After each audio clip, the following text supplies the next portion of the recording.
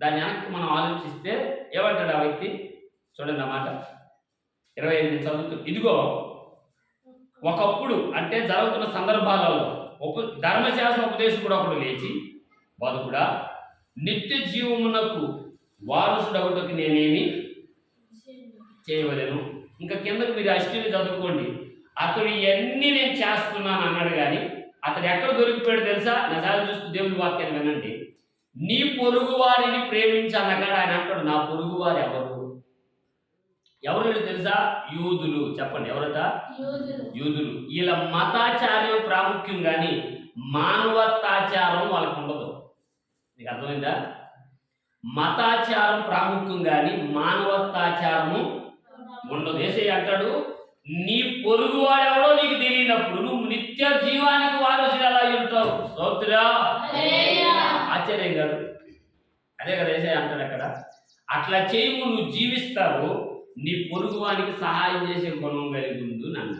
ఇక్కడ 2 విషయాలు దేవుడు మనకి తెలియజేస్తున్నాడు. ఒకటి, ధర్మశాస్త్రం అంతయు జ్ఞాపకం ఉంచుకొని ఏమండి ఎదుటి వారి విషయంలో పక్షపాతం చూపకూడదు. ఒకటి. రెండోది వచ్చి రెండో మాట ఏమన్నాడు అక్కడ?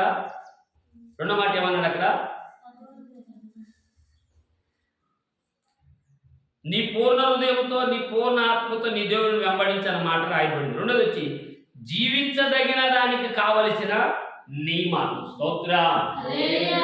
బ్రతకడానికి ఒక నియమం కావాలి. గమనించండి, నిత్య రాజ్యానికి చేరడానికి ఒక నియమం కావాలి. అంటే మీకు అర్థం అవడానికి, భోంచేస్తూ ఉండగానే నీళ్లు తాగాలి. స్తోత్రం చెప్తారు గట్టిగా? హల్లెలూయా. భోంచేస్తుండగానే ఏం కావాలి? నీళ్లు కావాలి. దేనికని? తినంది కాస్త లోపలికి జాగడానికి. ఇక్కడ భక్తిపూర్వకంగా నియమం కనపడుతుంది.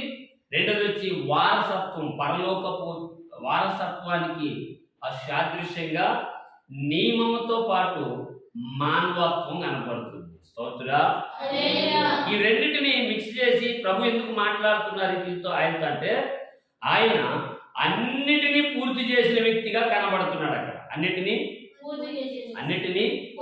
పూర్తి చేసిన వ్యక్తిగా కనబడి కిందకు వస్తే మనకు ఆ ఉపమానం ఏమని రాయబడి ఉంటుంది అంటే, యెరూషలేము నుంచి చదువు ఇట్లా నేను ఇది ఒక మనుషుడు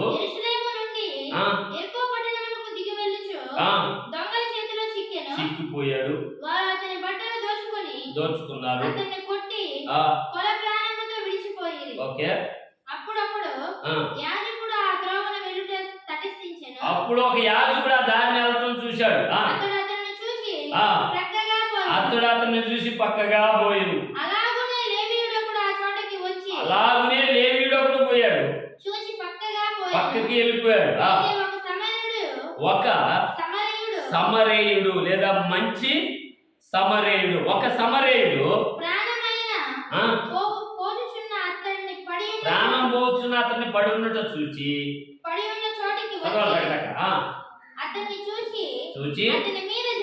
అతని మీద జాలిపడి దగ్గరికి పోయి నూనెతో ద్రాక్షరసముతో అతని గాయములను కట్టి తన వాహనం ఎక్కించుకొని ఒక పూట కూలవాని ఇంటికి తీసుకుని వెళ్ళి అతన్ని అక్కడ ఇచ్చి పరామర్శించి అతనికి 2 దేనారములు ఇచ్చి, నువ్వేదన్నా ఖర్చు చేసిన ఎడల మరలా నేను వచ్చినప్పుడు నీకు దానిని చెల్లిస్తాను. అయిపోయింది అక్కడికి. రసాలు చూడండి. హల్లెలూయా. ఈ హిస్టరీ చెప్పాడు. ఇప్పుడు కింద అంటాడు, ఆ పొరుగువాడు ఎవడంటే ఇగో ఎత్తాడే అని చెప్పాడు. పడిపోయిన వాడు, ఇబ్బందుల్లో ఉన్నవాడు, ఏమంటే కన్నీటిలో ఉన్నవాడు, సమాధానం లేనివాడు, అన్నీ ఉన్న అనాథలాగా బ్రతికేవాడు గ్రహించి వాడికి నీ వంతు నీవు మాట రూపంలో, ప్రార్థన రూపంలో, నీ సాక్ష్య రూపంలో సహాయం చేయవలసిన బాధ్యత వాడికి పూర్తిగా తిరిగి, లేకపోతే నీకున్న దాంట్లోనే ఇవ్వవలసిన విషయాన్ని చెప్పాడు. వాళ్ళకి క్లియర్. దేవునికి స్తోత్రం. ఇప్పుడు మనం గుర్తు పెట్టుకోవాల్సి ఈ పూట ఆదివారం ఉపదేశపు మాట ఏంటి అని మనం చూస్తే, ధర్మశాస్త్రంలో ఏమి రాయబడింది, నువ్వేం చదువుతున్నావు అన్నాడు. ఆ మాట ఎక్కడన్నాడు చూడండి. అందుకైన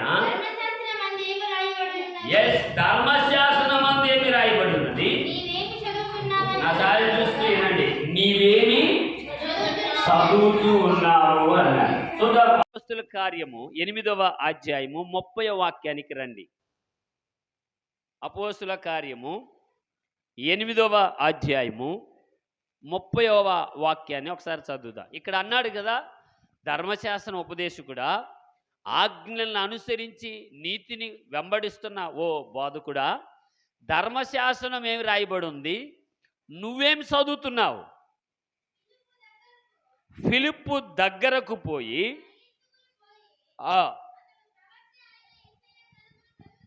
ఆ నపుస్తకుడు ప్రవక్త అయిన యెషయా గ్రంథంలో ఒక భాగాన్ని చదువుతుండగా విని,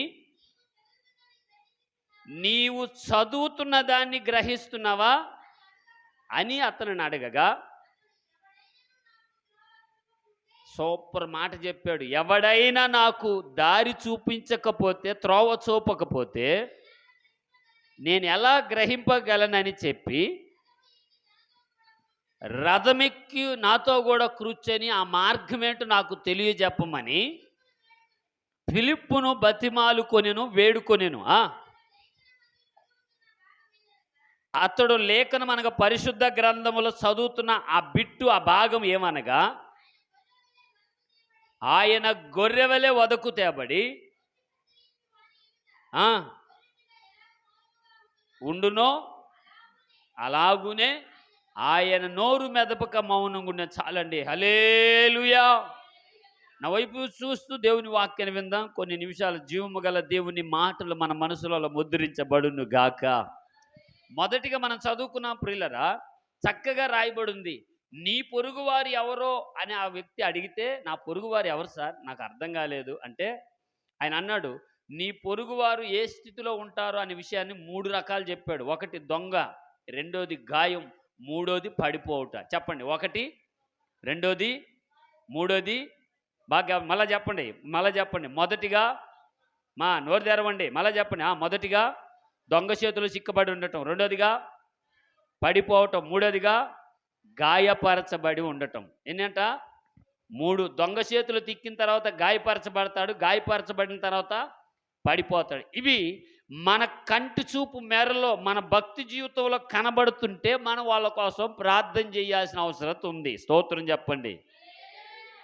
ఇప్పుడే ధర్మశాసనంలో ఉన్న నీతంతటిని అనుసరించే వ్యక్తిగా, అనుసరించిన వ్యక్తిరాలుగా, వ్యక్తుడుగా నీవు ఉండగలుగుతావు. ఆమె ఇవన్నీ చేయటం ద్వారా నిత్య జీవపు వారసత్వం కాదు. బాగా గమనించాల. వాక్యం అలా రాయబడలేదాడా? రాయబడిందా?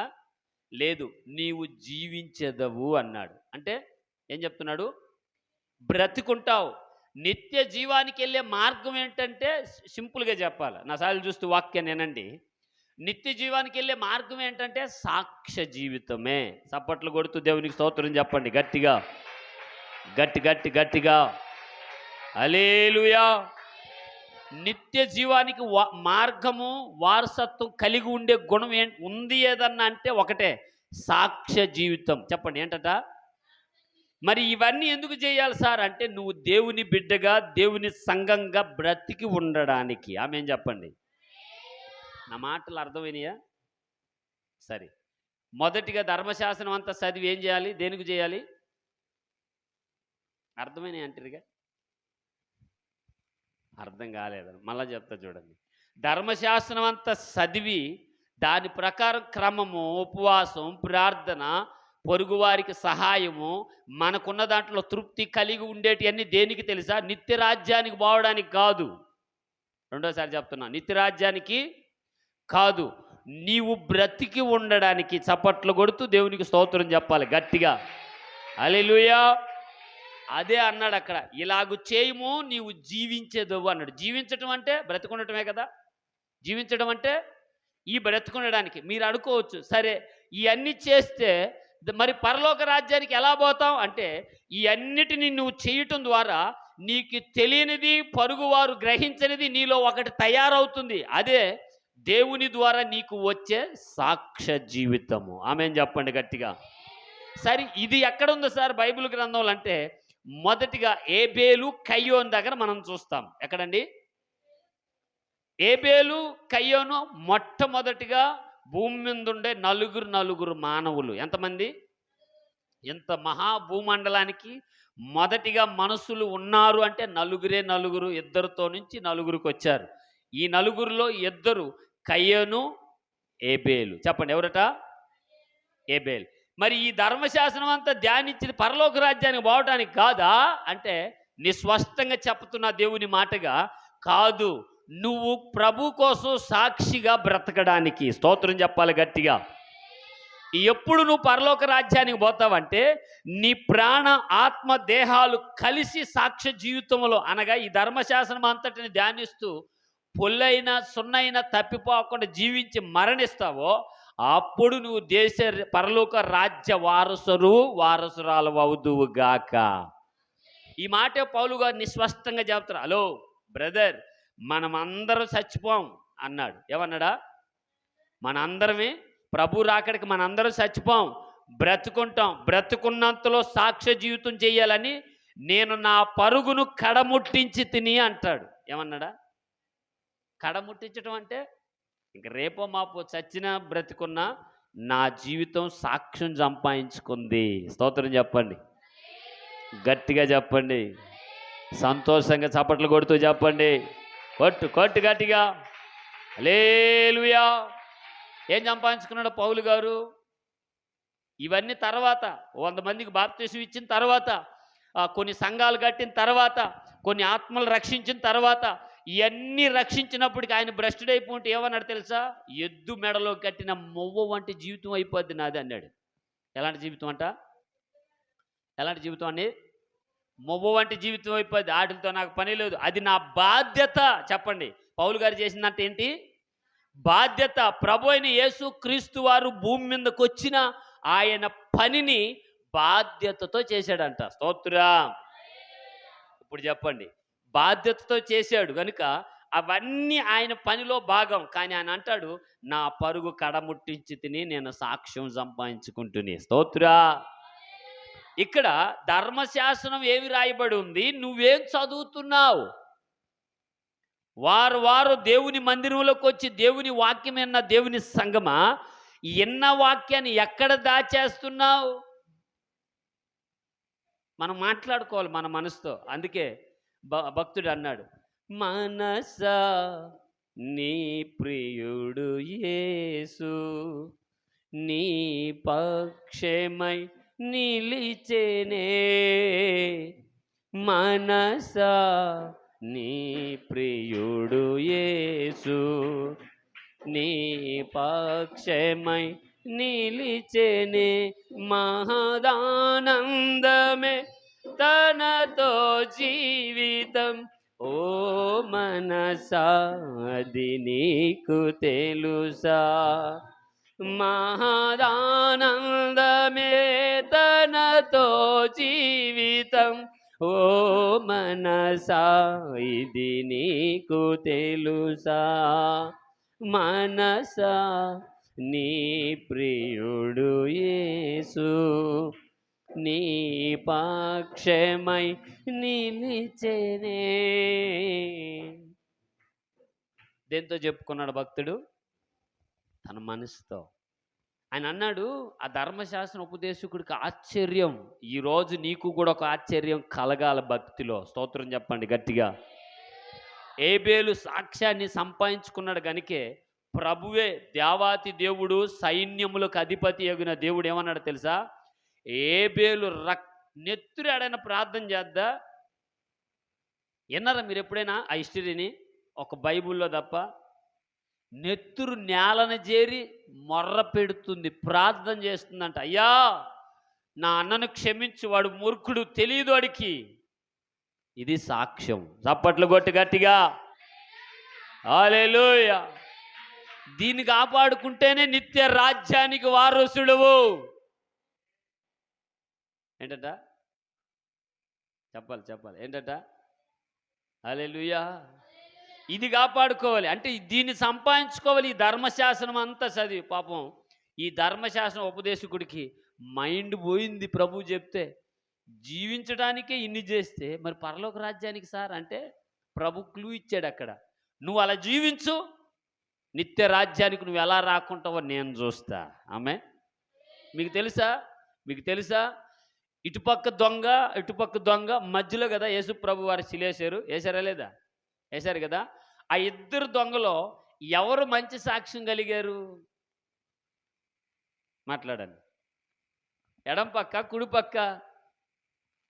కుడిపక్కున్న వ్యక్తి అంటాడు, అసలు ఇంత ఘోరాతి శిక్ష అది కూడా నాకే వేసి ఉండొచ్చు కదా, ఎందుకంటే నేను బందిపోటుని, దొంగని, మోసం చేసిన వాడిని, ఆడవాళ్ళని రేప్ చేసిన వాడిని, బలహీనుడును, ఆయన ఎందుకయ్యా ఆ శిక్ష వేశారు అంటే, ఎడం చేతి పక్కోడు అంటాడు, బలి వచ్చాడు వీడు కూడా కలిసా, వాడు నీకంటే దరిద్రుడు అయింటాడు, నీకంటే భయంకరమైన బందిపోటు అయింటాడు, అందుకే వాళ్ళు చీల్చి కొట్టేశారు, చంపేస్తున్నారు అని అంటాడు. అయితే 2 నిమిషాలు ధర్మశాసనం చదవలా, బాప్తీసం పొందలా, ప్రభువుని వెంబడించలా, కనీసం ప్రభు కోసం ప్రార్థన చేసి మీలాంటి వాళ్ళ సామాసం కూడా తెలియదు వాడికి. తెలుసా? తెలీదు. కానీ ఒక్క విషయంలో మాత్రం వాడు అర్థం చేసుకున్నాడు, క్రీస్తు ఎవరో తెలుసుకున్నాడు. ఆమె అంటాడు ఒక చిన్న మాట, ఏమంటాడంటే, ప్రభువా యేసయ్యా నీ రాజ్యంతో వచ్చినప్పుడు నన్ను జ్ఞాపకం చేసుకోగలుగుతావా? ఎందుకంటే జ్ఞాపకం చేసుకునే పని ఏది నేను చేయలే శరీరంలో ఉన్నప్పుడు. ధర్మశాసనం చదవలా, దాన్ని అనుసరించి నడవలా, దాని ప్రకారం ఇతరులు చేస్తుంటే కంటితో కూడా నేను చూడలా. నేను చేసిందంతా ఒకడిని చంపటం, మోసం చేయటం, దోచుకోవటం. ఏమన్నాడండి? అది మాట్లాడండి. ఏమన్నాడు? ఒకడిని చంపడం, మోసం చేయటం, దోచుకోవటమే. కానీ నిన్ను చూస్తే నా జీవితం ఎంత పాడు జీవితం అయిందో నాకు అర్థమైంది. నీకు ఇష్టం అయితే అని రాయబడి ఉంటుంది బైబిల్లో. నీ చిత్తం అయితే, నీ రాజ్యంతో నువ్వు వచ్చినప్పుడు, అసలు ఆ రాజ్యానికి అర్హత కాదు కదా, ఆ జన సమూహం వచ్చేప్పుడు తగిలే గాలి కూడా నాకు అంటదు. ఎందుకంటే నేను అంత ఘోర పాపిష్టి అదవను, పాపిష్టివాడిని.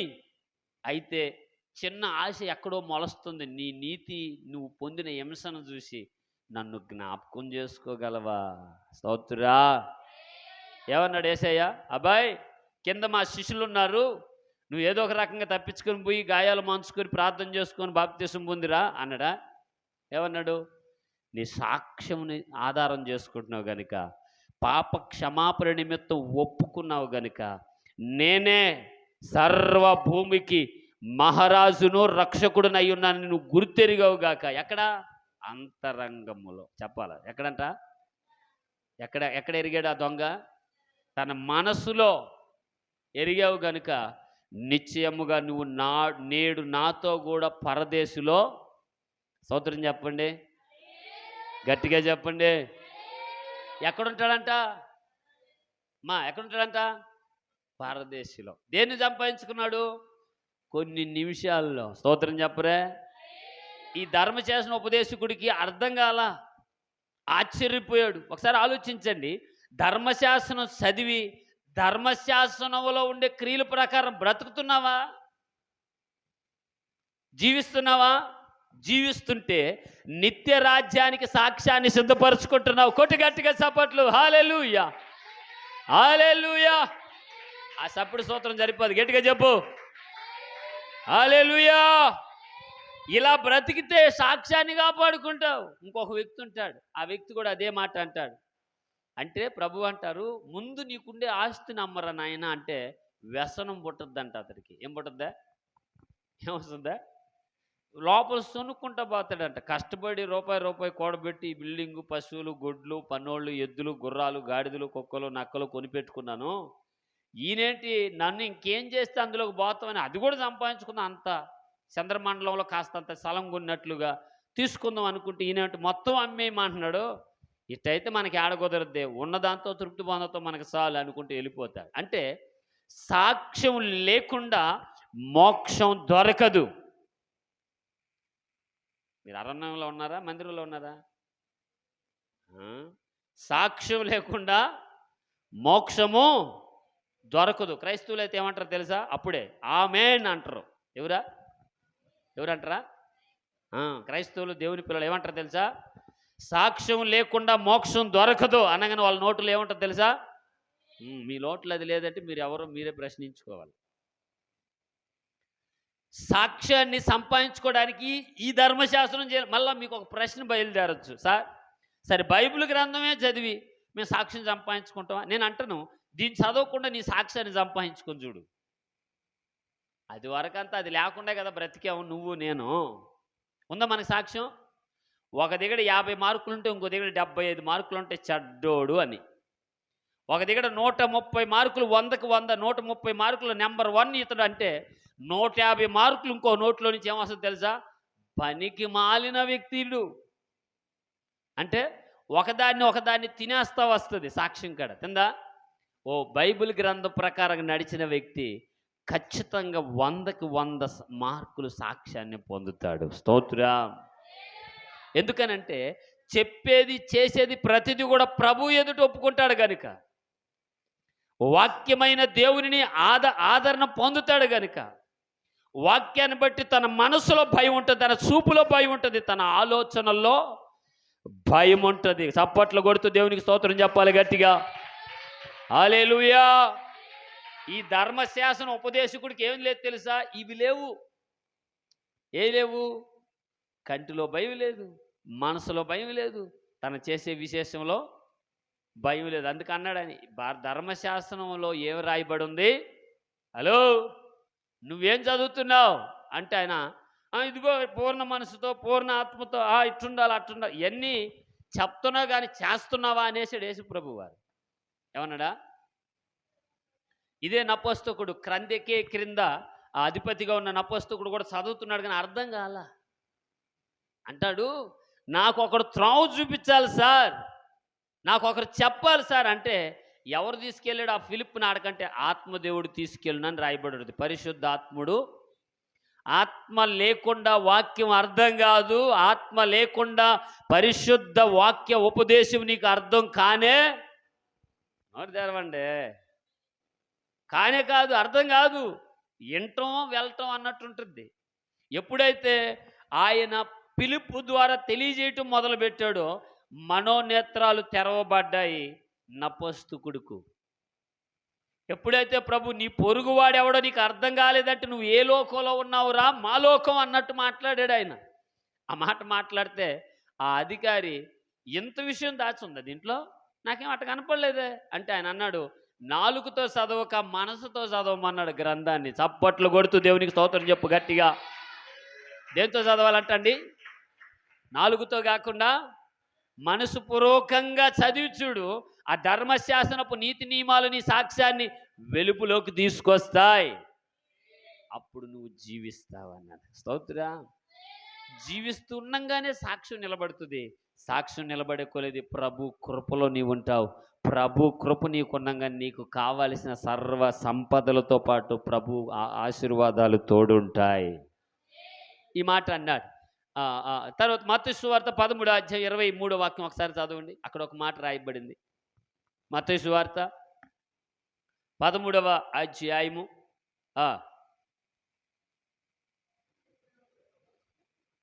23 చదువుదా.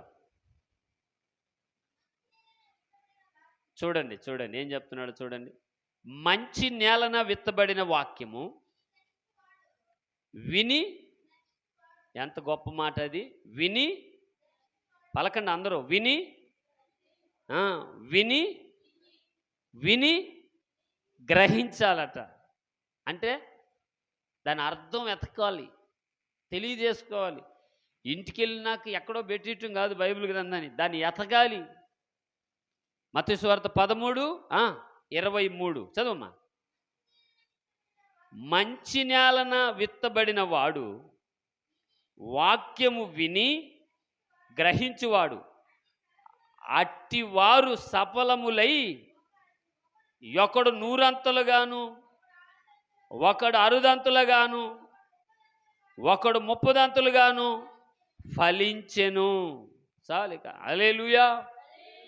వాక్యాన్ని విని గ్రహింపు తెచ్చుకోవాలట. నపుస్తకుడికి బండి మీద గ్రహింపు ప్రారంభమైంది. స్తోత్రా. ఈ బోధకుడికి ప్రభు మాట్లాడుతుండగానే నేత్రాలు తెరవబడ్డాయి. ఈ వాక్యం వింటున్న దైవ సంగమా, విన్న మనము, విన్న నీవు గ్రహించాలట. ఎవరితో మాట్లాడుతుంది వాక్యం, ఎందుకు మాట్లాడుతుంది వాక్యం, ఎప్పుడు మాట్లాడింది వాక్యం, దేనికి మాట్లాడుతుంది. ఏం కావాలి మనకి? అవగాహన కావాలి. చెప్పాలి, ఏం కావాలి? అవగాహన, గ్రహింపు కావాలి. ఇక్కడ రెండో మాట మనం గుర్తు చేసుకుందాం. ఎక్కడ పడిందంటే ఈ ఇత్తనం, నా సాయిలు చూస్తూ వినండి, ఎక్కడ పడిందంట? ఎట్లుంటుంది మంచి నేల అంటే? మాట్లాడండి అమ్మ. ముళ్ళు రాళ్ళు లేవు అంటున్నా. మళ్ళీ అడుగుతున్నాను, మీరు చెప్పండి, మంచి నేల అంటే ఎలా ఉంటుంది? మీ సలహా మీరు చెప్పొచ్చు. మంచి నేల ఎలా ఉంటుంది? పౌలా, మంచి నేల ఎలా ఉంటుంది? బాగా ఉంటుంది. సరే, దాని అర్థం చెప్పండి. మంచి నేల ఎలా ఉంటుంది? ఎలా ఉంటుంది నైనా చెప్పరా?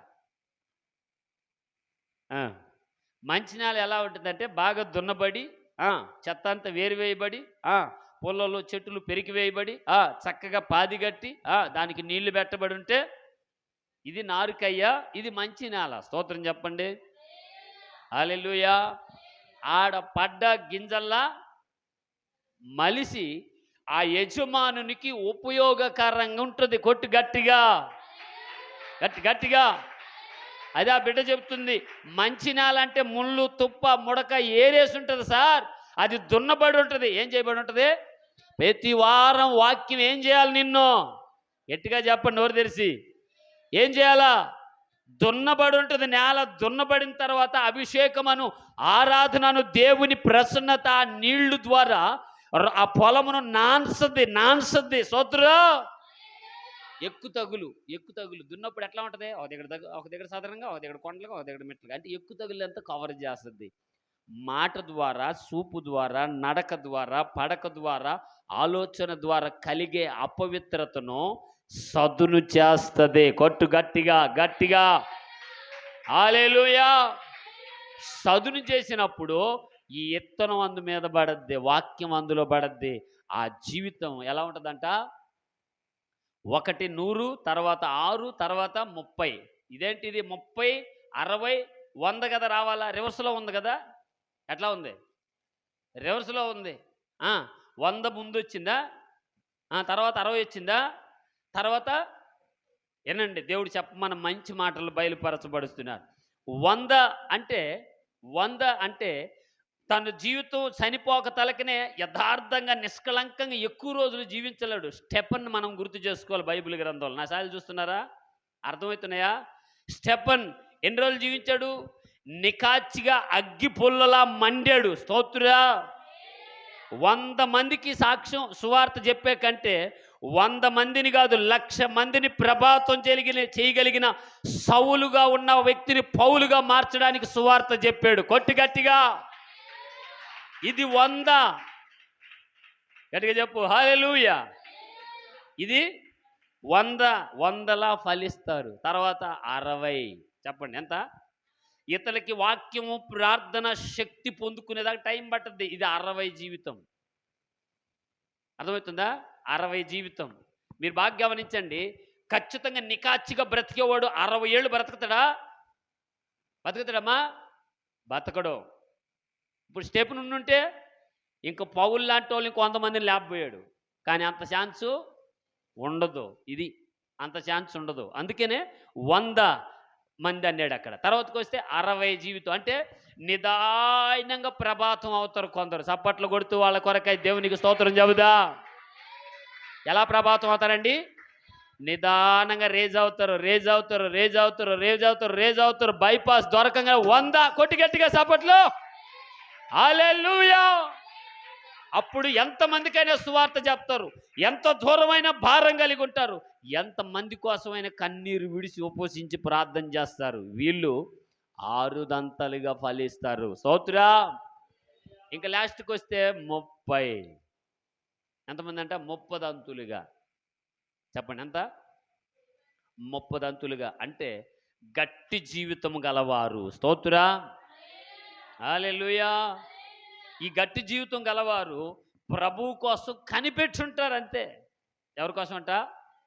ప్రభు కోసం కనిపెట్టుంటారు.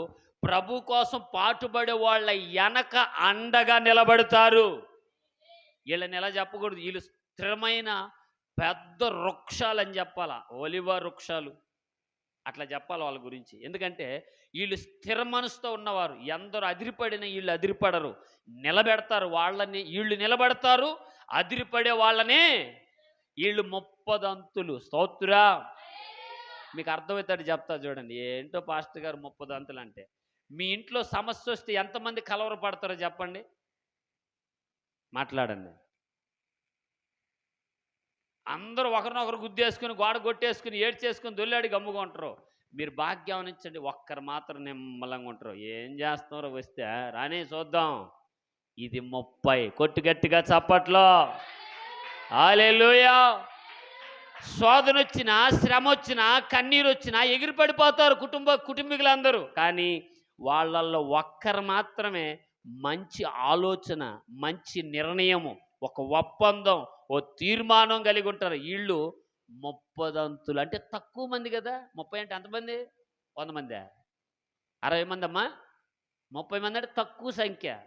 వీళ్ళు స్థిరమైన వాళ్ళు. వీళ్ళు స్థిరంగా ఉంటారు, కుటుంబాన్ని భద్రపరుస్తారు, సంఘాన్ని, సమాజాన్ని ప్రభాతం చేస్తారు. వెనకజరాలు మేమున్నాం, భయపడొద్దు, ధైర్యంగా పోరాడు. స్తోత్రా. మేమున్నాం, ధైర్యంగా ప్రార్థన చేయి. మేమున్నాం, నీ సాక్ష్యానికి సాధనం పెట్టు. మేమున్నాం. ఇళ్లలో బైబిల్ గ్రంథంలో ఒక ఆమె పేరు అన్న. చెప్పండి, ఏం పేరు? అన్న. ఉపవాస ప్రార్థనలతో మందిరంలో ఉంది. వీళ్ళు 30 జీవితానికి సంబంధించిన వాళ్ళు. వీళ్ళు మంచి నేలన పడినవారు. ఒకసారి చూడండి, వాక్యము నీ మనసును దున్నబడిన మంచి నేలను పడుతుందా ప్రతి వారము? టైంపాస్ కినేసి వెళ్ళిపోతానమా అమ్మాయి?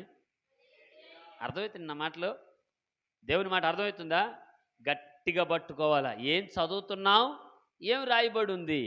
ఆమె ఈ రెండో మాట మనం విన్నాం. ఏంటంట?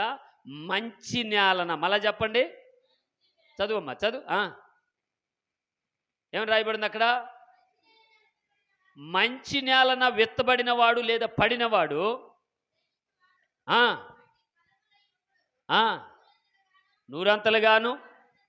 60 30. నా వైపు చూస్తూ దేవుని స్తోత్రం చెప్పండి. ఈ 3 రకాల అర్థం మీకు వచ్చేసిందా? అర్థమైంది? దేవుని మాట అర్థమైందా?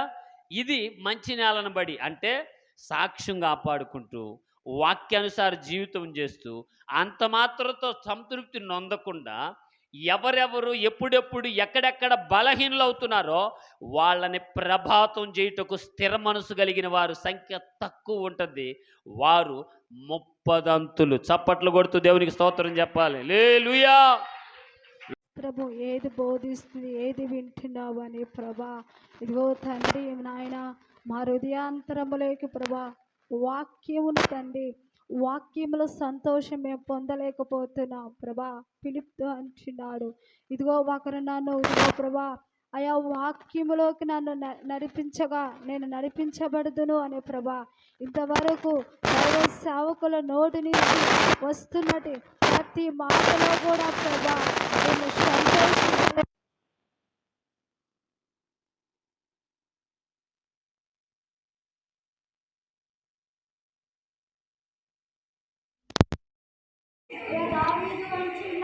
నా హృదయం విశాలపరచుము అంటున్నాడు.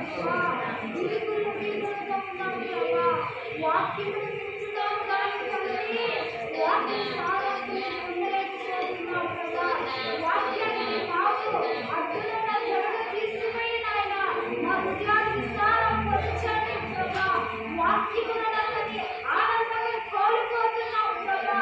వాక్యముని సంతోషించే అలా ఆనందం విప్పమని ప్రార్థిస్తున్నాం ప్రభా.